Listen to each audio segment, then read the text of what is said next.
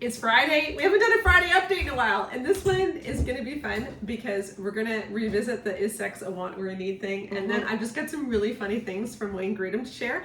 So Rebecca, you're exhausted. I'm so tired. She's so tired. She got back from BC yesterday at like 4 in. Yeah, very. Not today at 4 in, but like yesterday at 4 in, but I'm just still recovering. Yes, very quick trip, very tiring trip. Multiple plane rides into small town British Columbia. So, yes, so she is back, we haven't been doing a lot of Friday updates because you were away last Friday. I forget why we didn't do it the Friday before, but it's just been really busy. And then next Friday I'm away, so I don't know what's going to happen.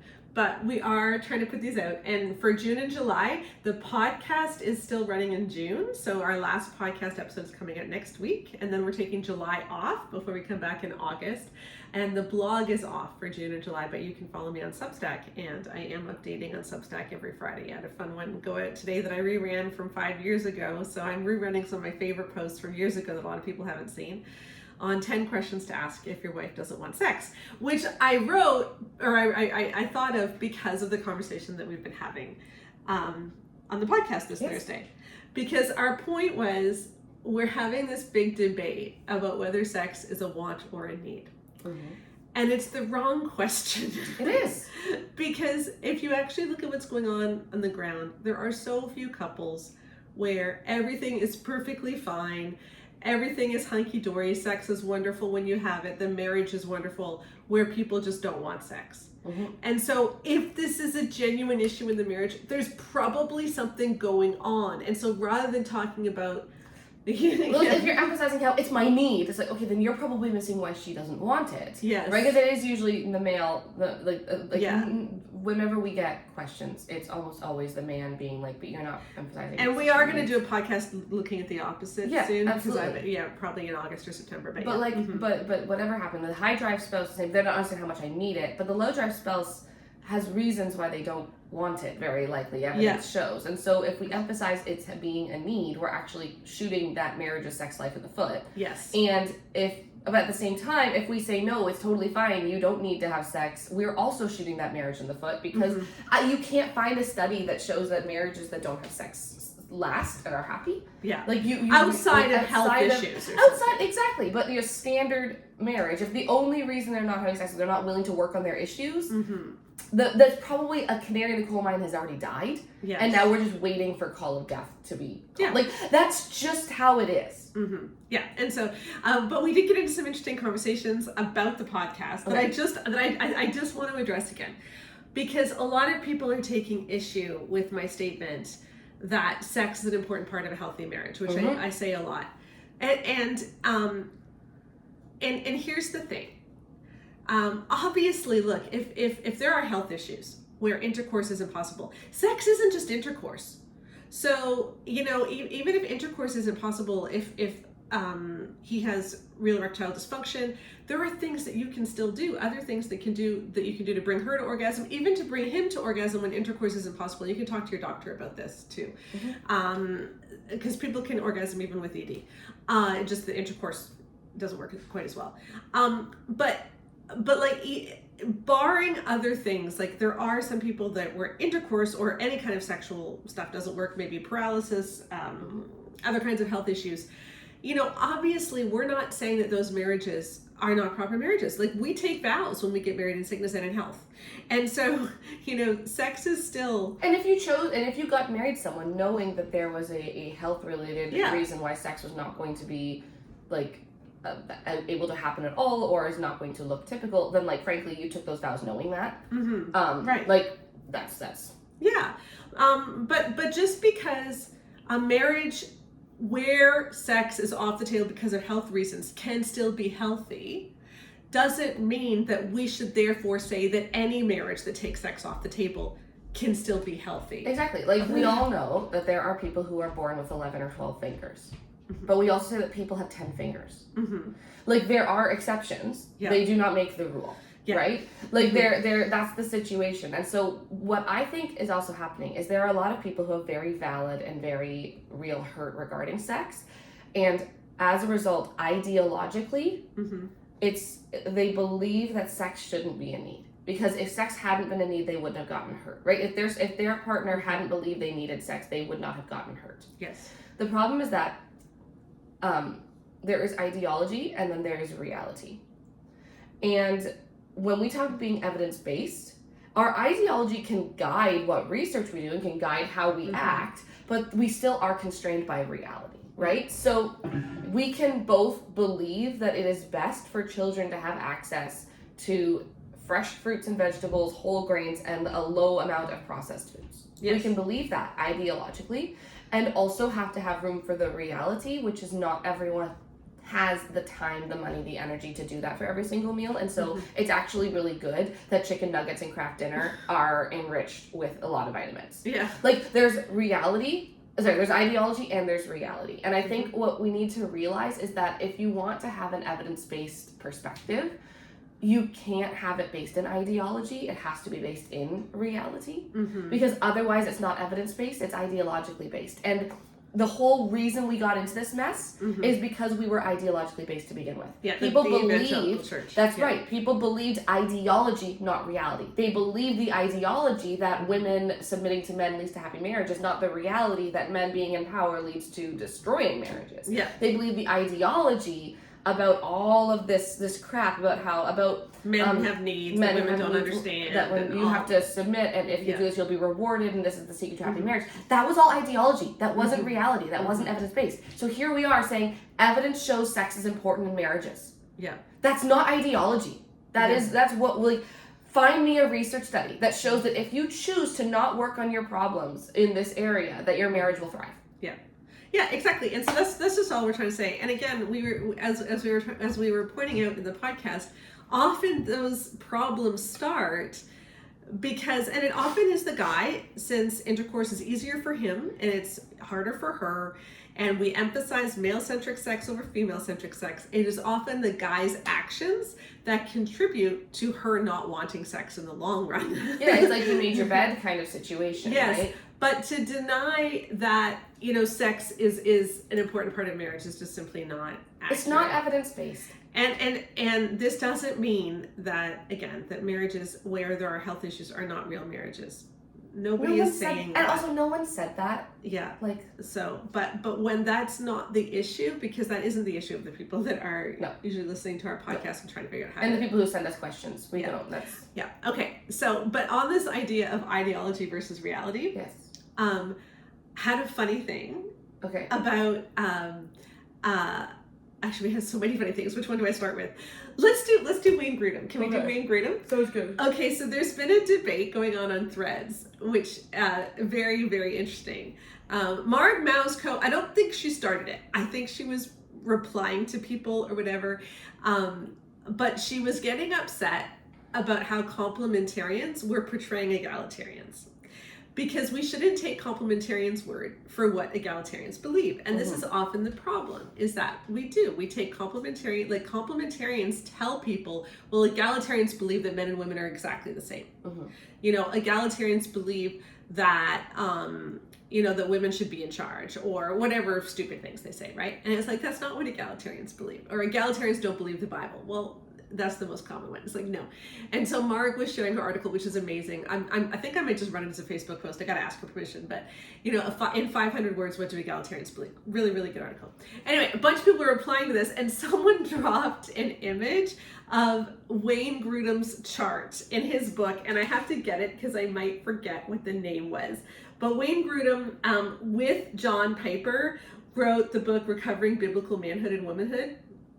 And he was the one who made that bizarre list of like 90 things that women aren't allowed to do in church or something crazy like that. Like really, really, really weird stuff. Anyway, he wrote a book called The Biblical Foundations for Manhood and Womanhood. Okay? And in this chart, he's got the 5 different beliefs. And it goes from the effeminate left, and then egalitarianism, and then the nice complementarian middle, and then male dominance, and then the violent right. Okay? And as we have talked about before, complementarianism is actually is on the one extreme, like egalitarianism is already the middle because the other side is matriarchy.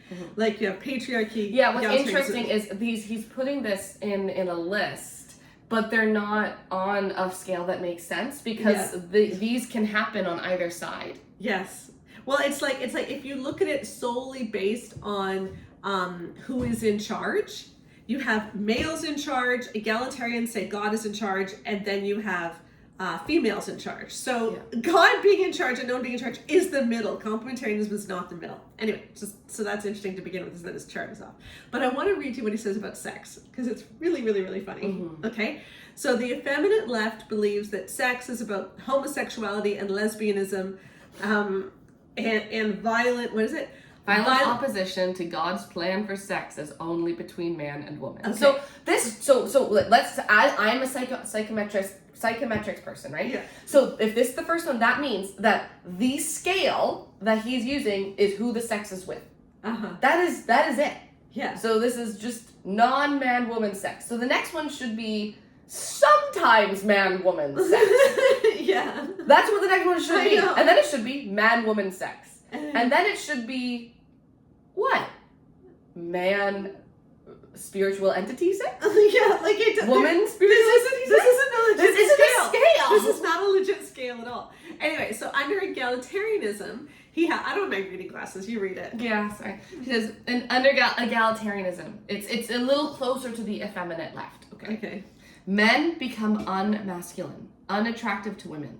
Women become unfeminine, unattractive to men. Ambivalence towards sex. So here's the thing. Wayne would love to believe that the men who are out here being good husbands are unattractive to women. Yeah. They also have lower divorce rates. Yes. They're more likely to get married. Yes. They're more likely to have more sex. Yeah, we're talking about egalitarian. We're talking about egalitarian men here. And I think that this just belies a lot of insecurity. Yeah. I think that's when I read this, what I hear is a man who is trying to convince himself that he's attractive. Yeah. Because this is the thing. Yeah, why are you even bringing up whether or not attractiveness? Like what? Why also, why does it matter if you're attractive to a whole bunch of different people? You're married to one person. And this to me sounds a lot like someone who has some hidden, let's say, fears and where he's concerned about not being masculine enough and not being attractive. And actually, that's one thing that we do find with a lot of the heavy complementarians is that they're trying to set up a system where women can't say no, because if women truly have choices, they're afraid they wouldn't be chosen. And I think that there's a lot of very insecure little boys who are in these areas where they just want to make everyone else the bad guy so they can prove that they're good to mommy. Yeah. Okay, so now read the complementarian thing. Oh yes, this is the complementarian middle. Monogamous. We haven't mentioned monogamy yet, by the way. You can't just throw out, because all these can be monogamous. Yeah. Equally fulfilling intercourse. We take issue with that. Yeah. As deepest expression of a great mystery, equality in differences and unity. Delight in God's plan for sexual expression restrained by bonds of lifelong marriage. How is that not egalitarianism? Oh, I know, but what I find funny too, there's so much to unpack also, here. That can be literally any marriage. Yeah. Like, once again, this scale does not make sense. Yeah. This is just... Yeah, we're going to have... We can't do too much of this, because I think this is a podcast. I think we you guys tell us, should we do a whole podcast on this? Because it's not just sex, it's also, like, marriage. I mean, Marg got really upset about what he said about married man, women, and God. But anyway, okay, let's keep going on. I'll just read the rest of them really quickly. What he says about male dominance is that sex is about pornography, lust, adultery, and excessive attention to sex. And then the violent right, he says, is violence against women, rape, and violent opposition to God's plan for sex as only within marriage. I'm not sure, what is violent opposition to God's plan? I think that means that he's calling out rapists. Rapists? So... Because it's whatever. This is the most ridiculous thing I've ever. This isn't a scale. This isn't a scale. Like if you were having it as like what I would. If they're going to talk about sex, then they should have consent somewhere in here. Like if they're going to have rape somewhere, they should have consent somewhere. Like if this is going to be a genuine scale. Yeah, I think what I would do is if you were going to do it from like the most like to the middle is your monogamous healthy, good sex, right? And that would be your egalitarianism because there's no power. Right. And then towards the dominating and stuff, then you'd have your complementarians where although like they're monogamous and everything, there is a power differential, which means that and so the male's needs supersede the woman's. And then you'd have the whole like the dominance violent thing, sure, if we're gonna try to say some of this. And then on the other side, it would be more about like your open marriages and your swinging, and then you'd have like just your general no feeling for need for commitment at all, and excessive promiscuity, right? But like all the other random crap they have, you're like, are they hot? It doesn't belong on this. Like, this is not a thing. The hotness scale for egalitarians who say this low. Anyway, the funny and like, thing are you effeminate? Are you not manly enough? Like, this screams of insecurity, of personal insecurity. And the funny thing is, when you actually look at the stats, egalitarians have way better sex. And we've done the stats for this. One of the interesting stats that we pulled, I think this was when we were critiquing Josh Howerton's take, where he said like conservative evangelicals have the best marriages and the best sex. So we asked in our original survey of 20,000 women for the Great Sex Rescue, we asked women how often you orgasm and how satisfied you are with the amount that you orgasm. And what we found is that if you are complementarians, you are it was over 20% more likely to say that you're very satisfied with the amount you orgasm when you never orgasm. So complementarian women don't expect to have pleasure as much as egalitarian women do. Like they do think that sex is they're more likely to think that sex is for him.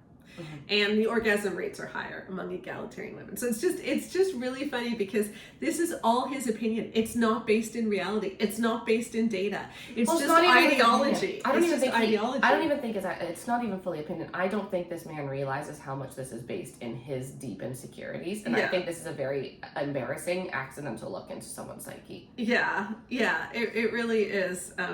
Very funny. The next one has stuff about sports and stuff about like just weird stuff. I think they're really afraid of women being strong. Anyway, I think we should do a whole podcast on this. I think it. The woman has muscles. Yeah. What does it say about the sport? In contrast, it says that egalitarians are anti-competition, and that the far left is no competition and everybody wins. It's like. Or where it's not a competition. Like Simone Biles. I know. But also, like, or it's not a competition. Anyway, it's all very funny. But this is another example of people who they make these claims. And you've probably been in churches that make these claims that this is what egalitarians believe. And it's like, this isn't what egalitarians believe. Your whole framework isn't being fair. It's not accurate and it's not based in reality. So. But this is also why it is, again, so important to be evidence-based and not ideologically based. Yeah. Because we don't like to see when we are doing the same things as, like, the other guys, right? As much as we shouldn't be this us versus them, but we are, let's be real here. And that's just what I hope we can get across, right? Like, ideology is important. It promotes the way we act. It changes how we view things, everything. That's important. But when we are basing our beliefs about how the world works in ideology instead of in reality, we end up doing this. Yeah. So let's not do that. One other really funny thing, really quick. I got a note from a woman who said that her husband, and it's a bad marriage, and she had sent him some stuff that we had written or podcast, I'm not sure which, and he replied that she shouldn't listen to us and he shouldn't have to listen to us because we're teaching women that men have to jump through hoops to get their wives to sleep with them. But before marriage, women can just have as much sex as they want and it doesn't matter. And it's like, where have we ever said that? And I find this it's like so just simply often. Because we are unwilling to heap shame and condemnation on people for past decisions. People think when we're saying that it's okay, just be totally no boundaries. Yeah. And it's like, no, we've been very clear that the thing is that we practice chastity not because you want to like have sex that owns the atheists, but because we're just supposed to be chaste. Yeah. So anyway, I just think this is so funny. So whenever you hear people say weird stuff about us or weird stuff about egalitarians in general, ask for the source. say citation, please. Because a lot of the stuff, it doesn't have a source. They're just going on ideology and doesn't make any sense. And a lot of them are insecure. So that is it. When Aragorn, son of Aragorn, stopped fighting the reality that he was meant to be king, and he stopped living in an ideological world that believed that he could just keep being part of the Dunedain, he did great things. And he was attractive. And he was attractive despite being incredibly in touch with his feminine side. Yep. There you go. There's your obligatory Aragorn There reference. we go. Thanks, everybody. We'll see you later. Hope you're all enjoying good summer. Bye.